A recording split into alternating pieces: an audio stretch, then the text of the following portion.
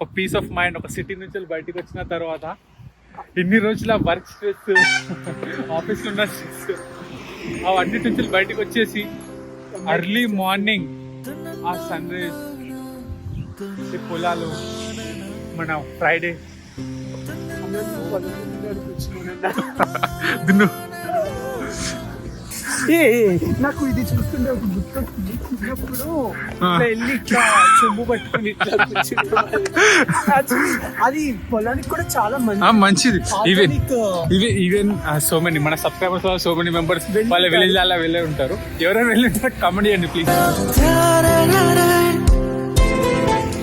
What a vibe man.